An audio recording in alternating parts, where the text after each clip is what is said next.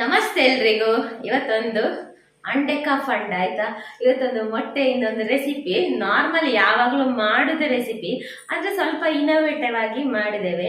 ಈ ಇನೋವೇಟಿವ್ ಆಗಿ ಮಾಡ್ತೇವಲ್ಲ, ಏನಾದರೂ ಹೊಸ ಟೆಕ್ನಿಕಲ್ಲಿ ಮಾಡ್ತೇವಲ್ಲ, ಅದರ ರುಚಿ ಕೂಡ ಚೇಂಜಸ್ ಇರ್ತದೆ. ಅದೇ ರುಚಿ ಇರುವುದಿಲ್ಲ. ರೆಸಿಪಿ ಅದೇ ಆದರೂ ರುಚಿ ಕೂಡ ಚೇಂಜ್ ಆಗ್ತದೆ, ಮೆಥಡ್ ಕೂಡ ಚೇಂಜ್ ಆಗ್ತದೆ.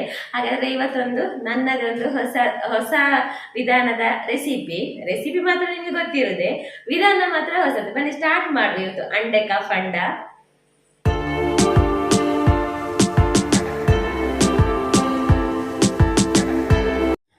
ಇವತ್ತಿನ ಈ ಮೊಟ್ಟೆ ರೆಸಿಪಿಗೆ ನಾನು 2 ಮೊಟ್ಟೆ ತಗೊಂಡಿದ್ದೇನೆ. ರೆಸಿಪಿ ಎಂತಪ್ಪ ಅಂದರೆ ಆಮ್ಲೆಟ್ ಅಂದರೆ ನಿಮಗೆ ಈರುಳ್ಳಿ ಕಟ್ ಮಾಡಲಿಕ್ಕಿಲ್ಲ, ಮೊಟ್ಟೆ ಕಲಸ್ಲಿಕ್ಕಿಲ್ಲ. ಇಲ್ಲಾದರೆ ಎಂತ ಮಾಡಬೇಕು, ನಾನು ಆಮ್ಲೆಟ್ ವಿಡಿಯೋದಲ್ಲಿ, ಹೋಟೆಲ್ ಸೀಕ್ರೆಟ್ ಆಮ್ಲೆಟ್ ವಿಡಿಯೋದಲ್ಲಿ ಹೇಳಿದ್ದೇನೆ, ಮೊಟ್ಟೆಯನ್ನು ಸರಿಯಾಗಿ ಹೊಡಿಬೇಕು, ಆವಾಗಲೇ ಆಮ್ಲೆಟ್ ಒಳ್ಳೆಯದಾಗೋದು ಅಂತ. ಇವತ್ತು ಆ ಹೊಡೆಯುವ ಚಿಂತೆನೇ ಇಲ್ಲ ನಿಮಗೆ. ಒಂದು ಮಿಕ್ಸಿ ಜಾರಿಗೆ ನೀವೆಷ್ಟು ಆಮ್ಲೆಟ್ ಮಾಡ್ತೀರಿ ಅಷ್ಟು ಮೊಟ್ಟೆಯನ್ನು ಹಾಕ್ಕೊಳ್ಳಿ.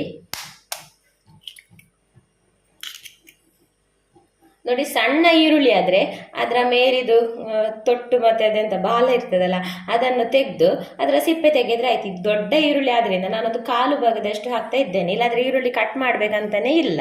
ಹಾಗೆಯೇ ರುಚಿಗೆ ತಕ್ಕಷ್ಟು ಉಪ್ಪು, ರುಚಿ ನಿಮಗೆ ಗೊತ್ತಾಗ್ತದಲ್ಲ ಎಷ್ಟು ಉಪ್ಪು ಬೇಕು ಅಂತ, ಅಷ್ಟು ಹಾಕ್ಕೊಳ್ಳಿ. ಆನಂತರ ಕಾಯಿ ಮೆಣಸು. ಈಗ ಆಮ್ಲೆಟ್ಟಿಗೆ ಹೊಸ ರುಚಿ ಕೊಡೋದು ಎಂತ ಅಂದರೆ ಈ ಪೆಪ್ಪರ್, ಒಂದು 4-5 ಬೀಜ ಪೆಪ್ಪರ್ ಹಾಕೊಳ್ಳಿ. ನಾನು ಸ್ವಲ್ಪ ಜಾಸ್ತಿ ಹಾಕಿದ್ದೇನೆ, ಪೆಪ್ಪರ್ ಹಾಕಿದಷ್ಟು ಸೂಪರ್ ಆಗ್ತದೆ. ಪೆಪ್ಪರ್ ಹಾಕಿದ್ದೇನೆ, ಉಪ್ಪು ಹಾಕಿ ಆಯಿತು, ಮೆಣಸು ಹಾಕಿ ಆಯಿತು, ಈರುಳ್ಳಿ ಹಾಕಿ ಆಯಿತು. ಇವಾಗ ಚಿಟಿಕೆಯಷ್ಟು ಅರಶಿನ ಕೂಡ ಸೇರಿಸುವ. ಅರಶಿನ ಕೂಡ ಹಾಕಿ ಆಯಿತು. ನಿಮಗೆ ಬೇಕಾದ್ರೆ ಗರಂ ಮಸಾಲೆನೂ ಹಾಕ್ಬೋದು, ಕೊತ್ತಂಬರಿ ಸೊಪ್ಪು ಆದರೆ ಅದು ಕೂಡ ಹಾಕ್ಬೋದು. ನಾನಿಲ್ಲಿ ಸ್ಪೆಷಲ್ ಆಗಿ ಪೆಪ್ಪರ್ ಆಮ್ಲೆಟ್ ಮಾಡೋದು, ಅದಕ್ಕೆ ಪೆಪ್ಪರ್ ಸ್ವಲ್ಪ ಜಾಸ್ತಿ ಹಾಕಿದ್ದೇನೆ.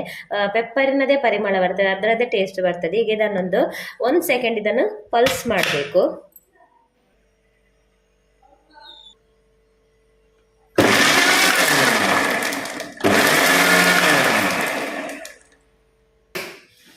ನೋಡಿದ್ರಲ್ವಾ, ಜಸ್ಟ್ 2 ಸಲ ಪಲ್ಸ್ ಮಾಡಿದೆ. ನೋಡಿ ಹೇಗೆ ನೊರೆ ಬಂದಿದೆ ಅಂತ. ಹಾಗೆಯೇ ಈರುಳ್ಳಿ ಅದು ಇದೆಲ್ಲ ಕಟ್ಟಾಗಿದೆ. ಈಗ ತವ ಬಿಸಿ ಆಗಲಿಕ್ಕೆ ಇಡಿ, ಪಲ್ಸ್ ಮಾಡುವಾಗಲೇ, ಮಿಕ್ಸಿಗೆ ಹಾಕುವಾಗಲೇ, ಯಾಕಂದರೆ ತವ ಒಳ್ಳೆ ಬಿಸಿ ಆಗಬೇಕು. ನಾನಿಲ್ಲಿ ಐರನ್ ತವ ತಗೊಂಡಿದ್ದೇನೆ, ಅದಕ್ಕೆ ಸ್ವಲ್ಪ ಎಣ್ಣೆ,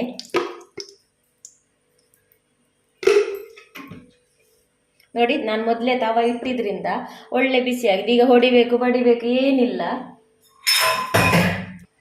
ಹೊಡಿಬೇಕು ಬಡಿಬೇಕಂತ ಏನಿಲ್ಲ. ನೋಡಿ ಡೈರೆಕ್ಟ್ ಮಿಕ್ಸಿಯಿಂದ ತೆಗೆದಿದ್ರಲ್ವಾ, ತವ ಬಿಸಿಯಾಗಿದೆ, ಹೀಗೇ ಹಾಕೋದು.